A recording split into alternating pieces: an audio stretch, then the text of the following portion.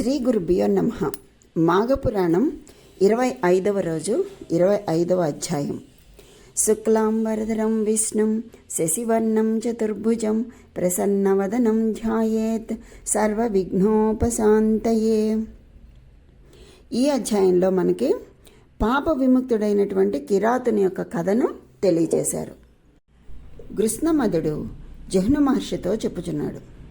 జహ్నుముని వినుము. మాఘస్నాన ప్రభావమును ధీమంతుడైన వాడు శ్రద్ధగలవానికి చెప్పని ఎడల అట్టివాడు మహాపాతకుడవును. కనుక శ్రీహరి యొక్క కథలను వినుటయందు ఆసక్తిగల మనస్సుతో ఉన్నటువంటి నీకు చెప్పెదను. మాఘవ్రతము ఆచరించువాడు మహాపాతకములు చేసినను పాపములు చేసినను అట్టి పాపముల నుండి విముక్తుడవును. ఈ మాఘవ్రతము ఆచరించువానికి సంక్రమించిన అజ్ఞానకృతమైన పూర్వగాథ ఒకటి కలదు. దానిని చెప్పెదను వినుము. తొల్లి కళింగ దేశమున కొందరు తెలియక అజ్ఞానము చేత మహాపాతకములను చేసిరి. వారి చరిత్ర మీకు వినదగినది కనుక చెప్పెదను వినుడు అని ఆ కథను చెప్తున్నాడు. కళింగ దేశమందు చాలా ధనవంతుడైనటువంటి ఒక కిరాతుడు ఉన్నాడు. సూర్యుడును పరాక్రమవంతుడును అయినటువంటి ఆ కిరాతుడు తన సేవక బృందమును వెంటగొని విల్లు, కత్తి, బాణము, ఖడ్గములను ధరించిన వాడే ప్రతిదినమును తిరుగుతూ ఉండెను. అతడు ఒకనాడు దుర్మార్గులైన తన జ్ఞాతులను తీసుకొని బహువృక్ష లతా గుల్మాదులతో నిండి ఉన్న మహారణ్యమును చేరెను.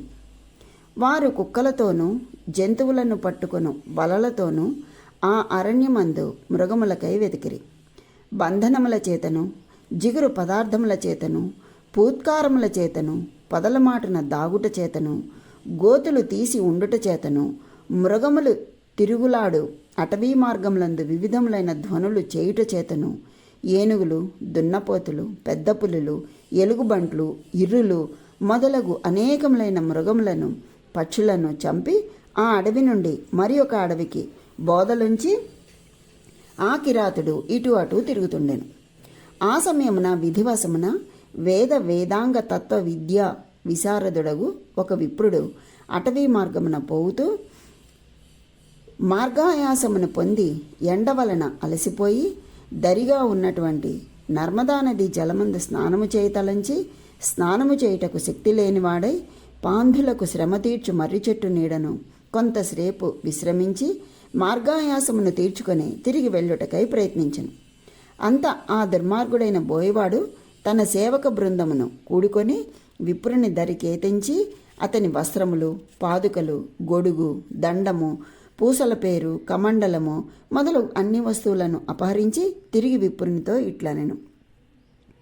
విప్రుడా, నీ వద్ద దాచిన సొమ్మును నాకిమ్ము, అట్లు కాదేని నిన్నీ కత్తితో చంపెదను అని కిరాతుడు పలుకగా బ్రాహ్మణుడు ఆ దుర్మార్గుడైన కిరాతునితో, ఓరి, నేనెన్నడూనూ కొంచెమైనను ధనము దాచలేదు.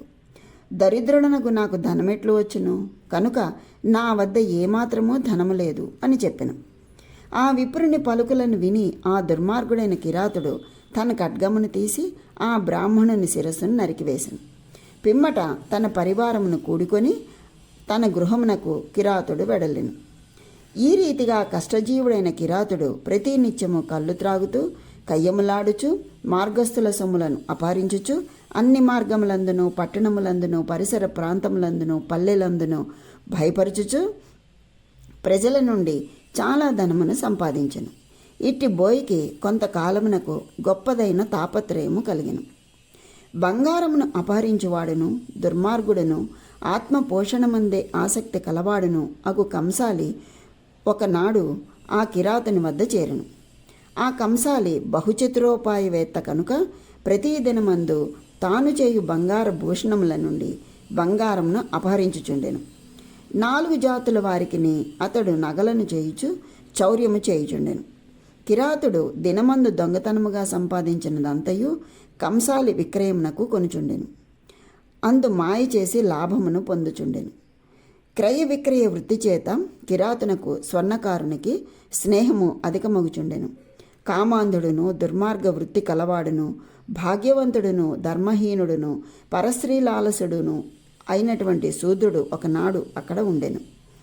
ఆ శూద్రుని తండ్రి చనిపోయిన పిమ్మట అతని తల్లియు సుందరమునగు మందహాసము కలదియు విశాల నేత్రియు అయి దుర్మార్గవతియు వ్యభిచారిణియు కూడా అయ్యను.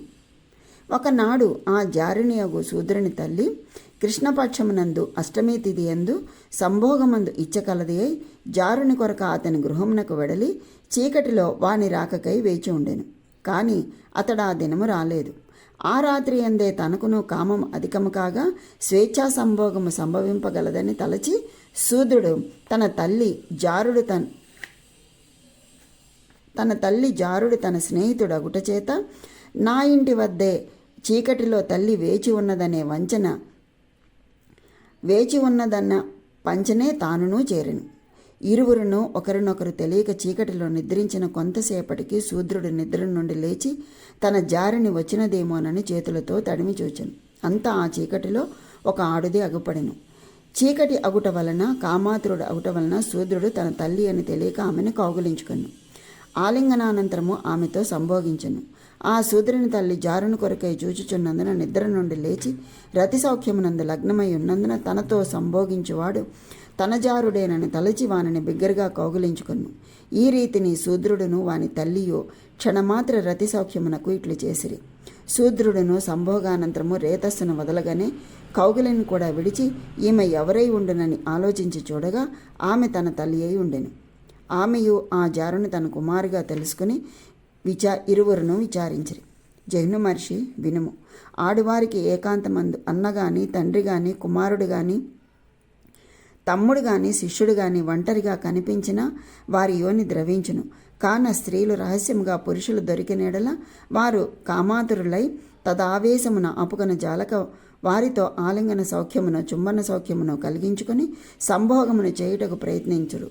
కనుక దంపతులు కాని వారు స్త్రీ పురుషులు ఎన్నడూనూ ఏకాంతమందు చేరరాదు. తల్లియు కుమారుడును లోకాపవాదకు వెరచి అగోప్యమగు కృత్యమును వెలిబుచ్చలేదు. కనుక ఇహమందు దాచిపెట్టినను పరలోకమున దుఃఖము అనుభవింపక తప్పదు. పరలోకమున స్త్రీ పురుషులు చేయి పుణ్యపాపముల గురించి చెప్పుటకు 14 సాక్షులున్నారు.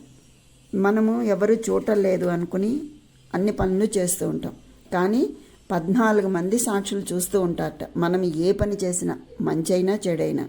వారెవరంటే సూర్యుడు, చంద్రుడు, వాయువు, అగ్ని, ఆకాశము, భూమి, నీరు, మనస్సు, యముడు, రాత్రి పగలు, ప్రాతః సాయంకాల సంధ్యలు, ధర్మము అనునవి చూస్తూ ఉంటాయి.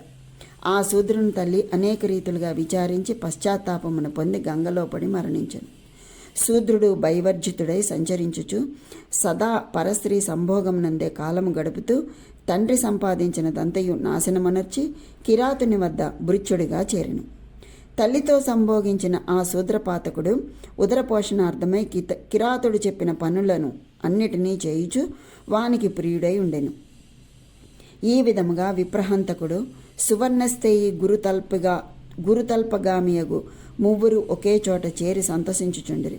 అంతటా ఆ దేశస్థుడగు విశృంఖలుడు అను విప్రుడొకడు వృత్తి లేక స్వపోషణ జరుపుకొనలేక వచ్చి కిరాతును ఆశ్రయించి వీనిని సేవించుచు పతివ్రతను విడనాడి నిత్యము ఇతని వద్దనే నివసించుచుండెను.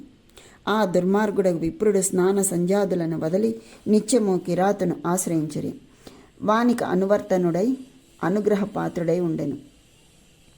ఆ కిరాతులందరకును విశృంఖలుడు పురోహితుడై పుణ్య సమయములందు వారి వలన దానములను కొనుచుండెను.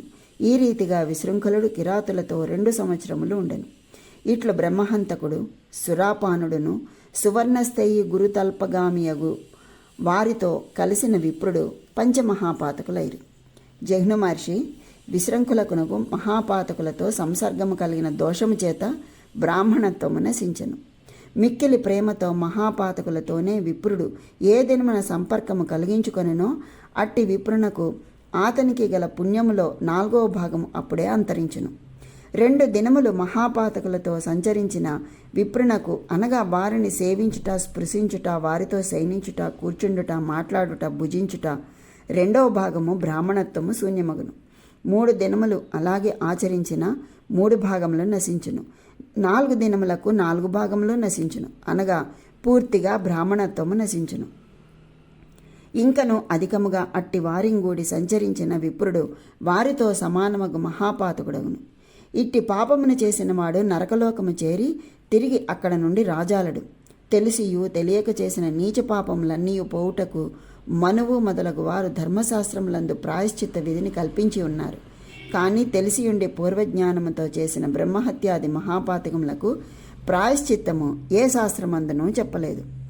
తెలిసి చేసిన పాపం కొంచెము గాని తత్ఫలమును క్రమముగా అనుభవించి పిమ్మట భూలోకమున బ్రహ్మరాక్షసి అయి 1000 బ్రహ్మకల్పములు ఉండిన గాని ప్రాయశ్చిత్త కర్మను అర్హుడు కాడు. అజ్ఞానము వలన చేయబడిన పాపము గొప్పదైనను చిన్నదైనను ప్రాయశ్చిత్తము చేతను పశ్చాత్తాపముల చేతను పవిత్రమగును. పశ్చాత్తాపం అనగా పాపమును చేసిన పిమ్మట విచారమును పొంది నేనెట్టి పాపమును చేసి తిని, ఎందులకెట్లు చేసి తిని, ఇంకెన్నడూ ఇట్టి పాపము చేయను, నాకు బుద్ధి వచ్చినది, ఈ చేసిన తప్పును మన్నించుము, నన్ను రక్షింపుము, శ్రీహరి అని భగవంతుని గురించి ప్రార్థించుటయందును వ్రతము చేతను ఉపవాసముల చేతను నియమముల చేతను శుష్కముల చేతను చాంద్రాయణ వ్రతముల చేతను మానవుడు గంగాస్నానము చేసిన వాని వలె మోక్షమును పొందును. ఆ విప్రుడు ఈ రీతిగా కిరాతుని వద్ద 2 సంవత్సరముల కాలము ఉండిన పిమ్మట విధివశమున ఒకనాడు కిరాతుడు నియమించగా వేరొక గ్రామమునకు వెళ్ళెను.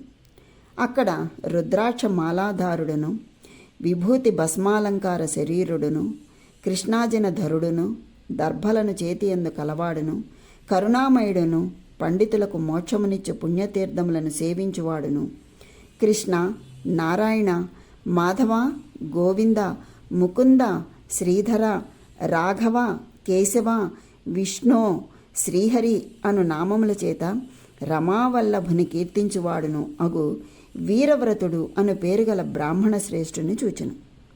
పాపకర్ముడైన ఆ విప్రాధముడు ఆ వీరవ్రతునకు ప్రదక్షిణ నమస్కారము చేసి కృతాంజలుడై అతని ఎదుట నిలువంబడి ఊరక ఉండెను.